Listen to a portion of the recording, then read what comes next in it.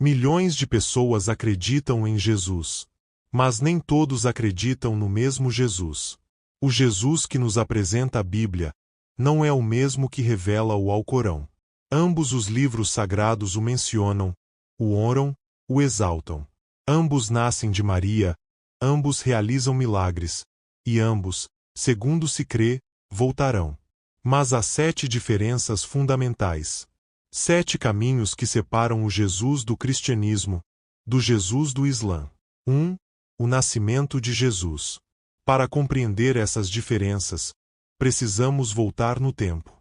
Além dos séculos, além das páginas, até os dias dos profetas.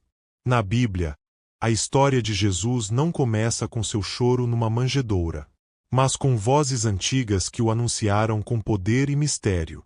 8 séculos antes de Belém, o profeta Isaías escreveu: O próprio Senhor vos dará um sinal. A Virgem conceberá, e dará à luz um filho, e o chamará Emanuel. E não foi apenas Isaías. O profeta Miqueias previu até o local exato. Mas tu, Belém Efrata, de ti sairá aquele que será Senhor em Israel. Não havia dúvida. Os profetas traçaram o caminho. Sua linhagem, sua mãe, sua cidade, sua missão. Esse menino não seria qualquer um. Seria o Messias, o Filho de Deus, o cumprimento de uma promessa eterna. Mas, o que diz o Alcorão? Jesus também foi anunciado?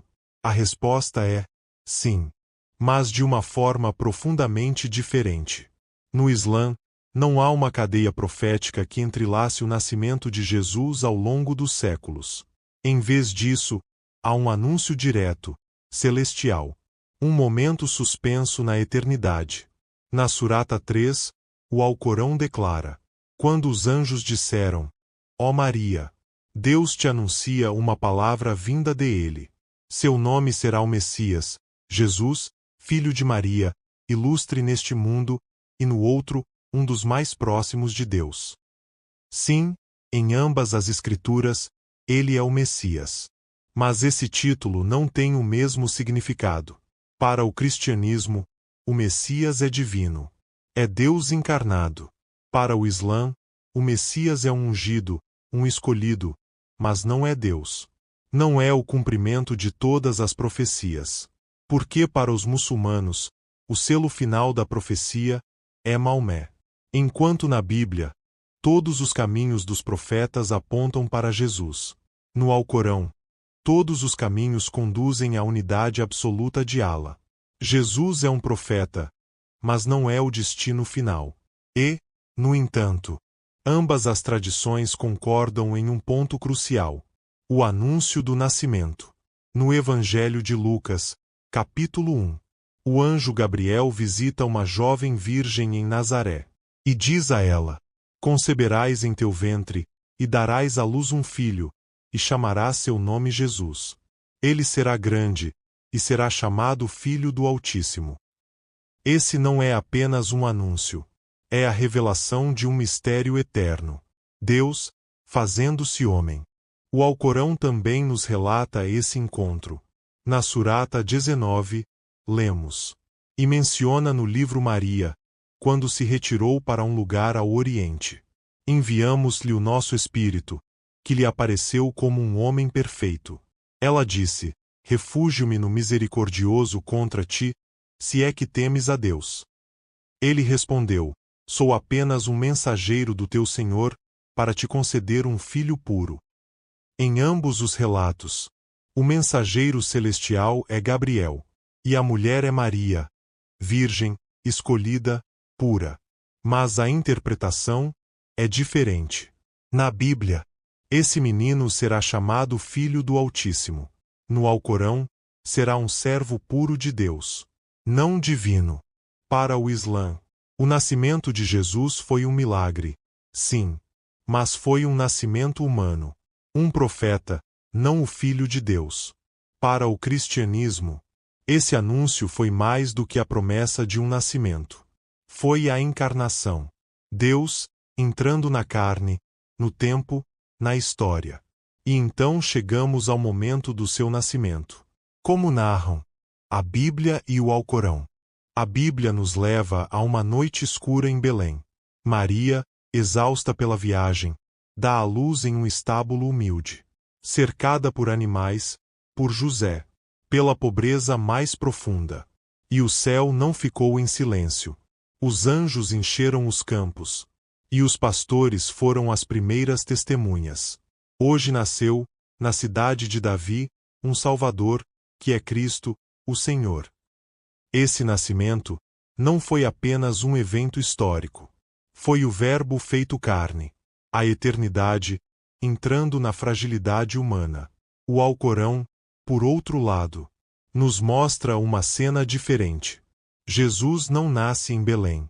Não há estábulo, nem animais, nem José.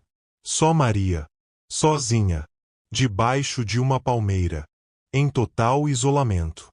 Um nascimento entre o céu e a terra, sem testemunhas, sem louvores, sem canções natalinas. E então, ela concebeu, e se retirou com ele, para um lugar distante. Silêncio, solidão, dor. As dores do parto a levaram até o tronco áspero de uma palmeira.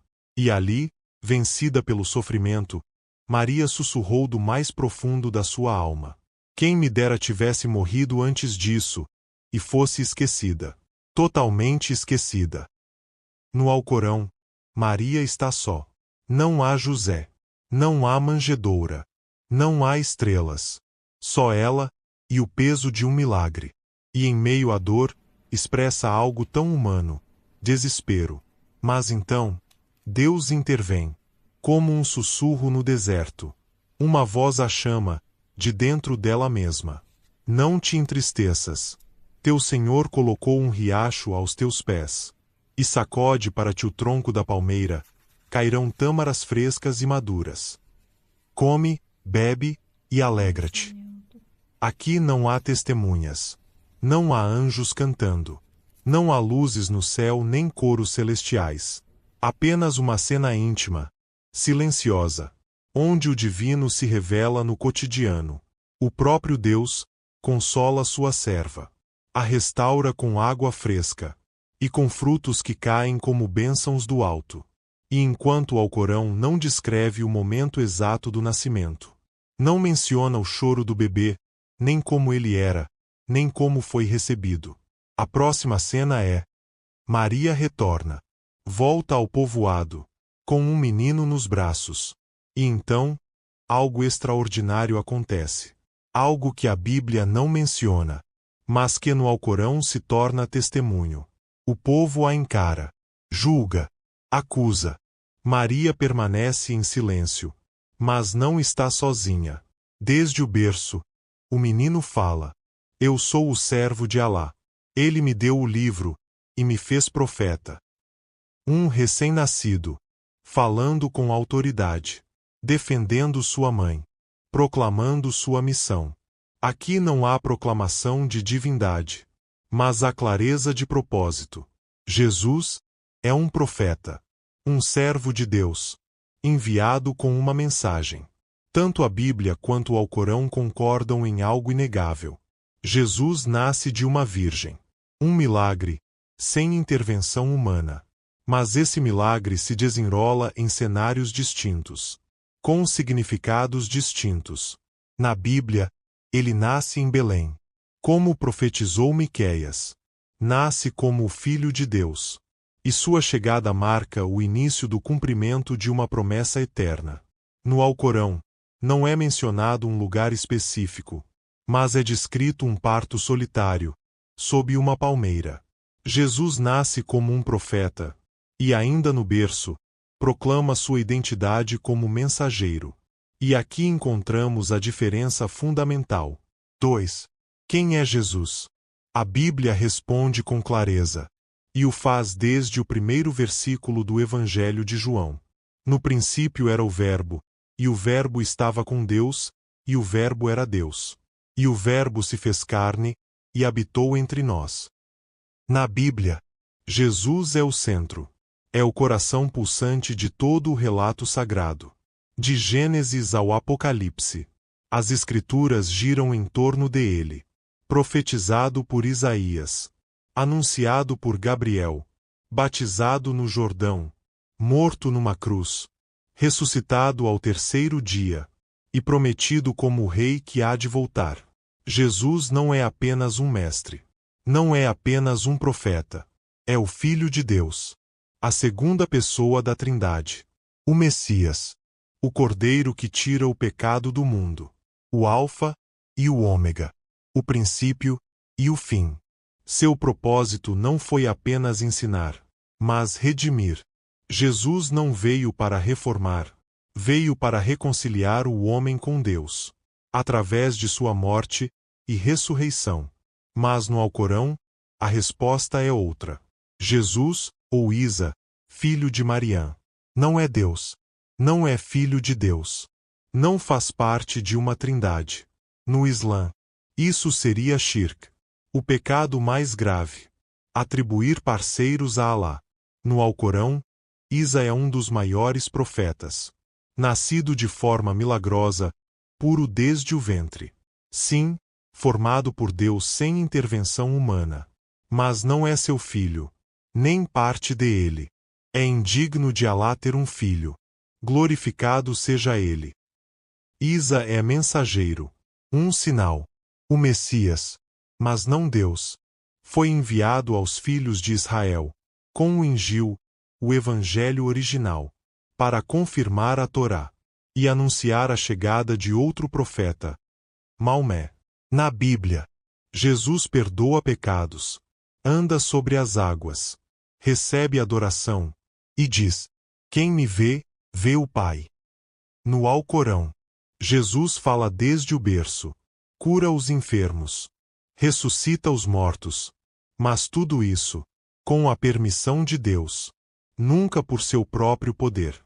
E assim, entramos na próxima dimensão de sua história. 3. Os milagres e o ministério de Jesus. Aqui adentramos um dos aspectos mais fascinantes, mais luminosos, mais poderosos, da figura de Jesus, seus milagres e seu ministério. É um terreno onde o cristianismo e o Islã concordam e, ao mesmo tempo, se separam. Ambas as escrituras afirmam que Jesus, ou Isa, realizou milagres extraordinários. Curou os enfermos, ressuscitou os mortos, fez sinais que romperam as leis da natureza. Mas os motivos e os significados por trás desses atos não são os mesmos. Embora os feitos pareçam semelhantes, a fonte, o sentido e o propósito desses milagres são profundamente diferentes em cada tradição. Na Bíblia, os evangelhos relatam um ministério que abalou os fundamentos do mundo. 3 anos, apenas 3. Mas foram suficientes para deixar uma marca que o tempo jamais conseguiu apagar. Um homem caminhando entre nós, cujas palavras tocavam a alma, e cujos milagres desafiavam as leis do universo. Jesus não veio apenas para falar.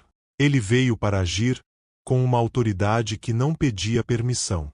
Curou cegos, purificou leprosos, multiplicou pães e peixes para alimentar multidões, acalmou tempestades com uma única palavra, andou sobre as águas e ressuscitou os mortos. Um dos momentos mais impressionantes é a história de Lázaro. O Evangelho diz: Jesus, profundamente comovido, clamou em alta voz: Lázaro, vem para fora. E aquele que estava morto saiu. Quem pode chamar um cadáver e fazê-lo caminhar? Para o cristão, esses milagres não são meros sinais. São manifestações vivas de que Jesus é Deus encarnado. Jesus não age com poder emprestado. Ele ordena, e a natureza obedece. Perdoa pecados. Ressuscita com seu próprio poder. E proclama um reino que não é deste mundo. Seu ministério foi uma revolução espiritual. E por isso o amaram, e por isso o odiaram. Mas agora, escutemos o Alcorão. No Islã, Jesus, ou Isa, também realiza milagres. Muitos coincidem com os narrados na Bíblia. Mas há uma diferença crucial. Uma verdade repetida como um eco constante. Cada milagre ocorre com a permissão de Alá. Uma frase que pulsa como um coração, deixando claro que Isa não age por si mesmo, mas como um profeta totalmente submisso à vontade de Deus. Na Surata 3, lemos: Vim a vós com um sinal do vosso Senhor. Modelarei do barro algo com forma de ave. Soprarei nela, e ela se tornará uma ave, com a permissão de Deus. No Alcorão, cada milagre de Jesus é precedido ou seguido por essa fórmula essencial, com a permissão de Alá. Entre seus feitos estão curar os cegos, limpar os leprosos, ressuscitar os mortos, e também 2 prodígios que não aparecem na Bíblia: falar desde o berço e dar vida a um pássaro de barro com seu sopro. Milagres, sim, mas não provas de divindade. São sinais de que Isa foi um profeta especial, mas não Deus. Mesmo falar desde o berço, um milagre ausente nos evangelhos, é central no relato corânico. Eu sou o servo de Alá. Ele me deu o livro e me fez profeta. Esses atos revelam sua pureza, sua missão, sua proximidade com Deus, mas não o colocam no trono da divindade.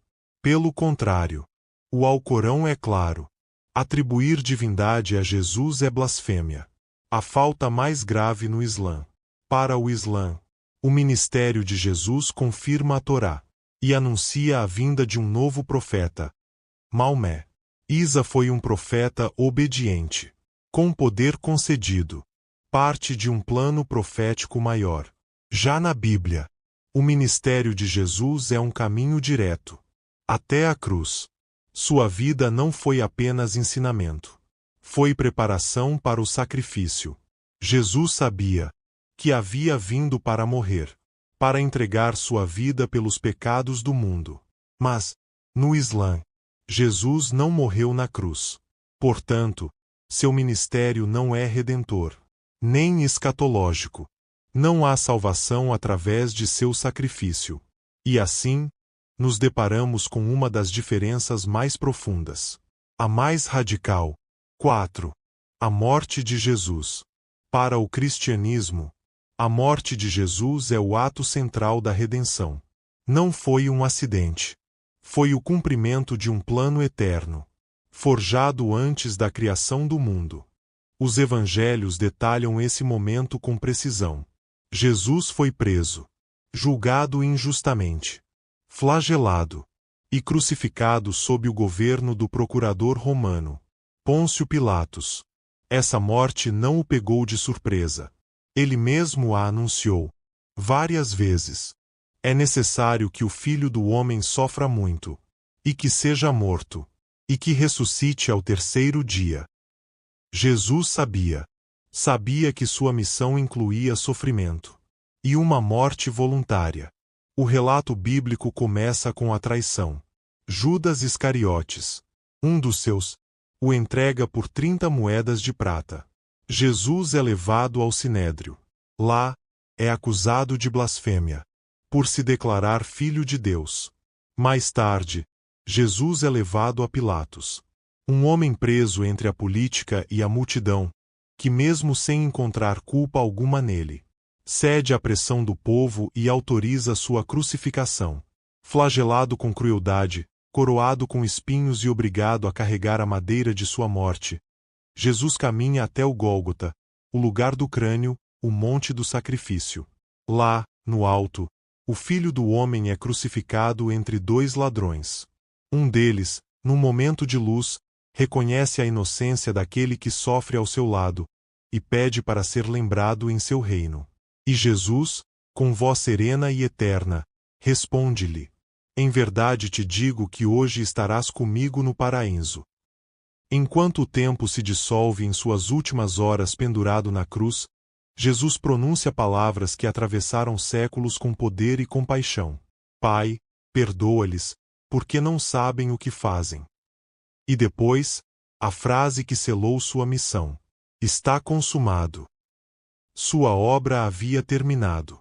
O sacrifício estava completo. No coração do cristianismo, essa morte não é uma derrota. É um sacrifício substitutivo. Jesus não morreu apenas para morrer. Segundo a fé cristã, ele tomou o lugar de toda a humanidade, carregando sobre si o peso do pecado de todos os homens, para que quem nele crer pudesse encontrar salvação. Mas nem todos os caminhos contam a mesma história. No Islã, nos é apresentada uma narrativa muito diferente. Segundo o Alcorão, Jesus, a quem chamam Isa, filho de Maria, não foi crucificado. E mais ainda, aqueles que acreditam que ele foi morto na cruz, estão completamente enganados.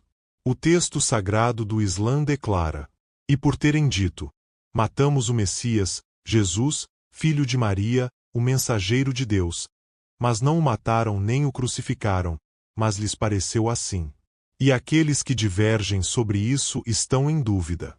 Não possuem conhecimento certo, apenas seguem conjecturas. Certamente, não o mataram. Essas palavras se tornam a pedra angular da crença islâmica. A crucificação foi uma ilusão, um erro de percepção. E o próprio Deus interveio para proteger seu profeta. Em outro versículo, o Alcorão afirma que Deus elevou Jesus a si mesmo. Para os muçulmanos, isso significa que Jesus ascendeu ao céu em corpo e alma, sem ter passado pela morte. E quem foi crucificado então? O Alcorão permanece em silêncio. Mas ao longo da história do Islã, surgiram diversas interpretações. Algumas tradições ensinam que Judas Iscariotes, o traidor, foi milagrosamente transformado para parecer com Jesus. E assim, foi ele quem morreu em seu lugar, como castigo divino por sua traição. Por trás dessa narrativa, há uma razão teológica poderosa. No Islã, os profetas são homens honrados e protegidos por Deus. E um fim como a cruz, doloroso, injusto, humilhante, seria incompatível com a dignidade de um mensageiro divino.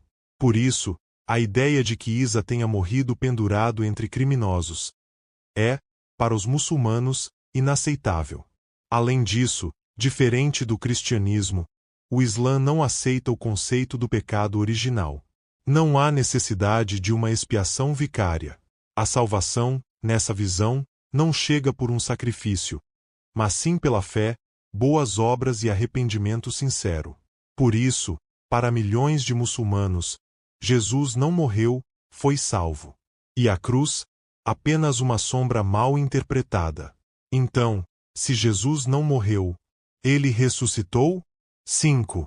A ressurreição. Para os cristãos, a ressurreição de Jesus não é apenas um acontecimento. É o coração pulsante de toda sua fé.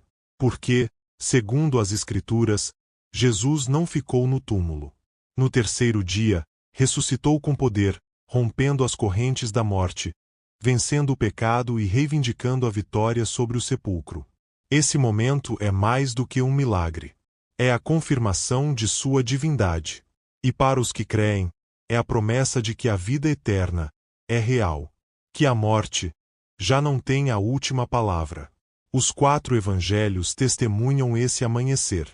Muito cedo, no primeiro dia da semana, Maria Madalena e outras mulheres vão ao sepulcro, mas encontram a pedra removida, o corpo ausente. E um anjo lhes diz: não temais, pois eu sei que buscais Jesus, aquele que foi crucificado. Não está aqui, pois ressuscitou. Cheias de espanto, as mulheres correm para anunciar a notícia. E pouco depois, o próprio Jesus aparece, vivo, transformado, eterno. Assim, 2 caminhos, 2 visões do mesmo homem. Uma cruz que, para uns, é o lugar do sacrifício, e para outros, apenas um espejismo. Mas em ambas as histórias, Jesus continua sendo luz. Primeiro apareceu a Maria Madalena, depois aos discípulos, e mais tarde, a mais de 500 pessoas. A ressurreição de Jesus não foi uma metáfora. Não foi uma experiência interior. Foi real, física, tangível. O Filho do Homem mostrou suas feridas. Comeu com seus discípulos. E permitiu que Tomé tocasse suas mãos e seu lado, para que a dúvida se dissipasse como névoa ao amanhecer. Põe aqui teu dedo e vê minhas mãos. E aproxima tua mão, e põe-na no meu lado. Não sejas incrédulo, mas crente. No coração do cristianismo, essa vitória sobre a morte não é apenas um momento. É o próprio fundamento. A ressurreição não foi surpresa. Foi a promessa cumprida. É o selo divino que autentica tudo o que Jesus disse, tudo o que fez, tudo o que deu. Sem ela, a cruz seria apenas mais uma tragédia. Mas com ela, se transforma na ponte para a vida eterna. Durante 40 dias, o Cristo ressuscitado caminhou com seus discípulos. Ensinou-lhes, preparou-os. Semeou neles a semente de uma missão que alcançaria os confins da terra. E então ascendeu, não como um mártir vencido, mas como um rei glorificado. Desde aquele momento, os cristãos não só creem que Jesus vive, mas creem que ele reina, que intercede por os seus, e que um dia voltará para julgar vivos e mortos. Mas no Islã, a história toma outro rumo. Não há morte, não há túmulo, e portanto, não há ressurreição. O Alcorão afirma que Jesus não morreu na cruz, que foi levado ao céu, vivo, sem sofrimento, sem ressurreição, e que ali permanece, aguardando o fim dos tempos.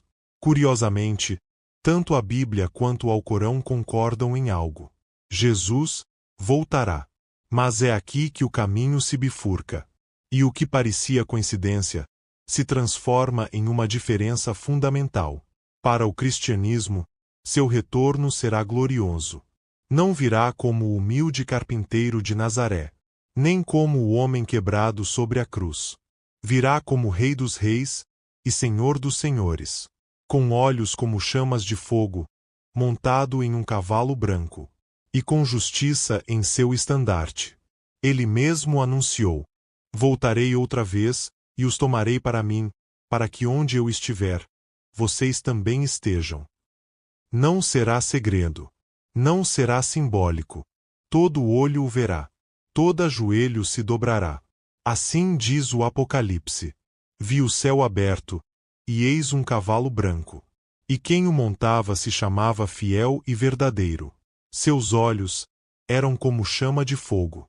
E em sua vestimenta e em sua coxa tinha escrito este nome: Rei dos Reis e Senhor dos Senhores. Esse mesmo Jesus, que foi cuspido, zombado e crucificado, voltará, montado em poder celestial, acompanhado pelos exércitos do céu. Já não virá para ser julgado, mas para julgar. Já não virá para ser rejeitado, mas para reinar. Seu retorno marcará o fim do tempo e o começo da eternidade. Os mortos ressuscitarão. Os livros serão abertos. E cada alma será confrontada com a verdade. Jesus não virá apenas para destruir o mal. Virá para estabelecer um reino eterno. Um reino de justiça, paz e glória. Onde não haverá mais morte, nem pranto, nem dor. Um novo céu e uma nova terra. Onde ele reinará pelos séculos dos séculos. Mas no Islã, o retorno de Jesus não é o de um Salvador. Não é o do Filho de Deus. Não é o do crucificado. É o do profeta que nunca morreu. O servo de Alá. Aquele que voltará não como centro, mas como testemunha. Segundo os hadites do profeta Maomé, Jesus retornará nos últimos dias. Quebrará a cruz. Desmentirá sua divindade. E matará o Dajjal, o falso Messias que enganará milhões. Não como Salvador, mas como seguidor do Alcorão. O Alcorão insinua isso com estas palavras: não há ninguém do povo do livro que não creia nele antes da sua morte. E no dia do juízo, ele será testemunha contra eles. Essas palavras foram interpretadas por sábios muçulmanos por séculos, como uma profecia de sua descida final. E nos hadites, a cena ganha forma. Em tempos de caos, guerra, confusão. Quando o Daial semear o engano sobre a terra, Jesus descerá do céu, perto de uma mesquita branca, em Damasco, com vestes leves, e com um sopro que destruirá o impostor apenas com um olhar. Jesus quebrará a cruz, esse símbolo que o Islã não abraça. Derrubará sua figura, e também o porco, imagem do proibido. Abolirá o tributo religioso, porque já não será necessário. O Islã, e somente o Islã, será a única fé sobre a face da terra. E ele, o filho de Maria, voltará, não como rei glorificado, mas como servo obediente.